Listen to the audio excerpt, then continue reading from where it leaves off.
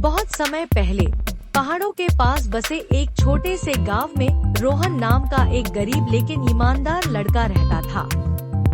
रोहन के पास अपना गुजारा करने के लिए सिर्फ थोड़ी सी जमीन थी, जिस पर वह खेती करता था। वह मेहनती था और हमेशा दूसरों की मदद के लिए तैयार रहता था, लेकिन उसकी गरीबी अक्सर उसके परिवार को भूखा सोने पर मजबूर कर देती थी।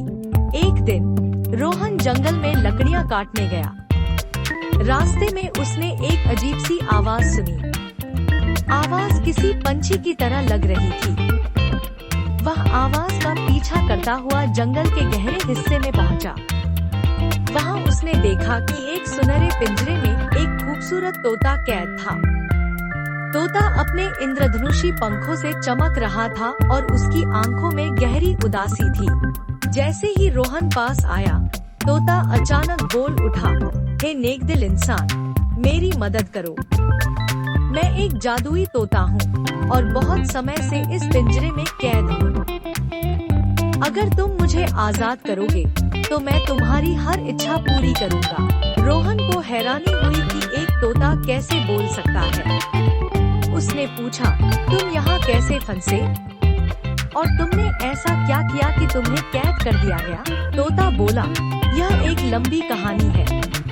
मैं एक जादुई तोता हूँ और बहुत दूर एक जादूगर के महल में रहता था। एक दिन मैंने गलती से उसकी कुछ जादुई किताबें गिरा दी, जिससे नाराज होकर उसने मुझे इस पिंजरे में कैद कर दिया और मुझे इस जंगल में छोड़ दिया।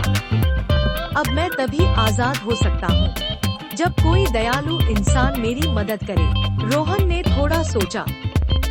वह जानता था कि अगर उसने तोते को आजाद किया तो शायद उसकी खुद की जान खतरे में पड़ सकती है, लेकिन उसकी दयालुता ने उसे मजबूर किया। उसने कहा, तुम्हारी कैद देखकर मुझे दुख हो रहा है। मैं तुम्हें आजाद करूंगा, चाहे मुझे इसके लिए कुछ भी सहना पड़े। यह कहते हुए रोहन ने पिंजरे का ताला तोड़ दिया। तोता आजाद होकर उड़ने लगा। वह आकाश में चक्कर काटकर वापस रोहन के कंधे पर बैठ गया और बोला, तुम सच में बहुत अच्छे इंसान हो। तुम्हारी इस दयालुता के लिए मैं तुम्हें 3 इच्छाएं पूरी करने का वचन देता हूँ। सोच समझकर अपनी इच्छाएं मांगना। रोहन खुश हुआ, लेकिन उसने सोचा कि अपनी इच्छाओं का उपयोग न केवल अपने लिए बल्कि दूसरों के लिए भी करना चाहिए। उसने कहा, मेरी पहली इच्छा है कि मेरे परिवार को कभी भूखा न रहना पड़े। तोते ने अपनी चोंच से एक जादुई दाना निकाला और कहा, यह दाना अपने घर में रख दो।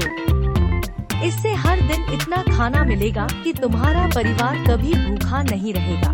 फिर रोहन ने कहा, मेरी दूसरी इच्छा है कि मेरे गांव के सभी लोग खुश और सुरक्षित रहें। यहाँ कोई बीमारी, गरीबी या परेशानी न हो। तोता मुस्कुराया और अपने पंख हिलाए। उसकी जादुई शक्ति से पूरे गांव में खुशहाली छा गई। गांव के लोग अचानक से खुश और स्वस्थ महसूस करने लगे। अब वहाँ न कोई झगड़ा था, न कोई दुख। अब तीसरी इच्छा की बारी थी। रोहन सोच में पड़ गया। उसने सोचा कि उसे अपनी आखिरी इच्छा बहुत समझदारी से मांगनी चाहिए, लेकिन तभी उसने महसूस किया कि तोता उसके लिए कितना कुछ कर चुका है। उसने कहा, तोता जी, मेरी आखिरी इच्छा है कि आप आजाद रहें और अपनी जिंदगी खुशी से जिए।